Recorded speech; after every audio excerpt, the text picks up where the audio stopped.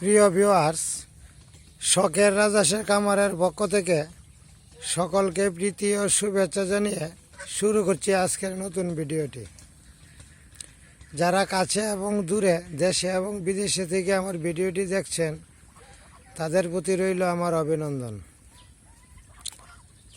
আজকে বিষয় হচ্ছে রাজহাঁস পালন করলে কষ্ট কতটুকু বা কী কী খাবার খায়, এই বিষয়ে নিয়ে। যাই হোক ভিউয়ার্স, যারা আমার চ্যানেলটি সাবস্ক্রাইব করেন নাই, তারা অনুগ্রহপূর্বক নিত্য নতুন ভিডিও পাইতে আমার চ্যানেলটি সাবস্ক্রাইব করে রাখবেন। আমাকে বেশ কয়েকজনই আমার কমেন্ট বক্সে কমেন্ট করে জানতে চেয়েছেন রাজহাঁস পালন করা কষ্ট কীরকম। মূলত বিষয়টা হচ্ছে রাজহাঁস পালন করা কোনো কষ্ট নেই। কারণ আপনাদের যদি চারণভূমি থাকে, তাহলে চারণভূমিতে হাঁসগুলিকে লালন পালন করতে পারবেন। কারণ চারণভূমি পর্যাপ্ত পরিমাণে থাকলে আপনাদের দানাদার খাদ্যের পরিমাণ অনেকটা কমে যাবে। কারণ রাজহাঁস পালন করা খুব সহজ এবং কষ্ট কম। ওরা চারণভূমিতে গরু, ছাগল, ভেড়া বা মহিষের মতো ঘাস খেয়ে থাকে। এদেরকে যদি পর্যাপ্ত পরিমাণে ঘাস দিতে পারেন, তাহলে দানাদার খাদ্য একদম না দিলেও চলে।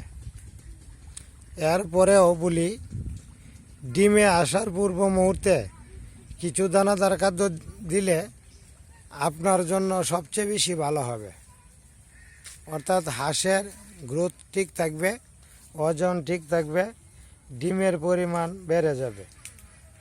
যদি আপনি সবুজ ঘাসের সাথে সাথে দানাদার খাদ্য কিছু দিয়ে থাকেন, এতে করে আপনার জন্য ভালো হবে। সকালে উঠে চারণভূমিতে ছেড়ে দিবেন, সারাদিন চারণভূমিতেই থাকবে। দুপুর সময় ছায়াযুক্ত স্থানে আনতে হবে। আর দুপুর পরে আবার চারণভূমিতে চলে যাবে।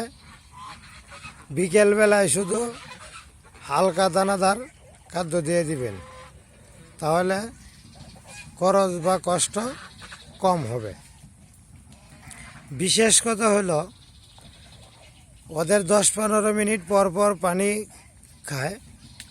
এই জন্যে পানির ধারে কাছে বা জলাশয়ের ধারে কাছে আপনার এই খামারটাকে রাখতে হবে, যাতে করে খাদ্যের ফাঁকে ফাঁকে ওরা পানি খাইতে পারে। পানি যদি না খাওয়ান, তাহলে অসুস্থ হয়ে যাওয়ার সম্ভাবনা বেশি। এমনকি হালকা হয়ে যাবে এবং বিভিন্ন রোগে আক্রান্ত হতে পারে। এদের প্রধান খাদ্য হচ্ছে সবুজ ঘাস আর পানি। এই দুইটা দিয়েই আপনি লালন পালন করতে পারবেন। আর চারণভূমিতে রাখতে হবে সর্বক্ষণ। তাহলেই দেখবেন আপনি রাজহাঁস কম খরচে লালন পালন করতে পারবেন এবং কম খরচে লাভবান হবেন বেশি। আর যদি আবদ্ধ অবস্থায় লালন পালন করতে চান, তাহলে আপনার কষ্ট বা খরচ বেশি হয়ে যাবে। চেষ্টা করবেন যাদের চারণভূমি আছে তারাই রাজহাঁস পালনে বা উদ্যোক্তা হতে আসেন। যদি চারণভূমি না থাকে, তাহলে বেশি পরিমাণ হাঁস নিয়ে উদ্যোক্তা হওয়ার কোনো দরকার নেই। আর কষ্ট এদের খুব কম। এরা পাতি হাঁসের চেয়েও চলাফেরা বা দৌড়দৌড়ি করে কম। আর ঘাস, প্রচুর পরিমাণে ঘাস খায়।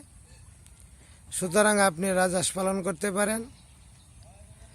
দেশের জন্য উপকার, মাংস বৃদ্ধি পাবে। অর্থাৎ দেশের জন্য যে মাংসের প্রয়োজন, সেই মাংসের যোগান আপনি দিতে পারবেন। বিনিময়ে আপনারও অর্থ উপার্জন হবে। আপনিও প্রচুর পরিমাণে অর্থ উপার্জন করতে পারবেন। কারণ কোন জায়গায় কতটুকু দাম বা কত দাম হাঁসের আমি জানি না। আমার জেলা নেত্রকোনা জেলা, আমার জেলায় একটা বড় হাঁসের দাম 2000 থেকে 2500 টাকা। আর ছোটো হাঁসের 1500 থেকে 2000 টাকা। আর রমজানের ঈদে যদি বিক্রি করেন 3500 থেকে 4000 টাকা একটা হাঁসের দাম। তা আপনি যদি আগুল্লা বাচ্চা অর্থাৎ প্রথম বাতের বাচ্চা যদি নিতে পারেন, অগ্রহায়ণ পুষ মাসের বাচ্চা যদি নিতে পারেন, রমজানের ঈদে আপনি মার্কেট ধরতে পারবেন। আর প্রতিটা বাচ্চা 1000 টাকা থেকে 2000 টাকা করে বিক্রি হবে রমজানের ঈদের সময়। আপনি যদি রমজানের বাজার ধরতে চান তাহলে আপনি প্রথম বাতের যে বাচ্চা, এক গ্রেডের বাচ্চা, সেই বাচ্চা নিয়ে আপনি শুরু করতে পারেন। আর লালন পালন করা খুব সহজ, আপনি ইচ্ছে করলেই পারবেন। একটু ধৈর্য যদি থাকে শরীরে বা মনে, তাহলে আপনি পারবেন। এই যে আমি সবগুলি হাঁস দেখাইতে পারতেছি না গাছের জন্য, কিছু কিছু হাঁস গাছের আড়ালে পড়ে গিয়েছে। এরপরেও আমি হাঁসগুলিকে দেখাইতেছি। যাই হোক, আপনার হাতের আঙ্গুলের একটু চাপ, একটা সাবস্ক্রাইব, একটা লাইক বা একটা কমেন্ট অবশ্যই করবেন। ধন্যবাদ সবাইকে। ভালো থাকবেন, সুস্থ থাকবেন।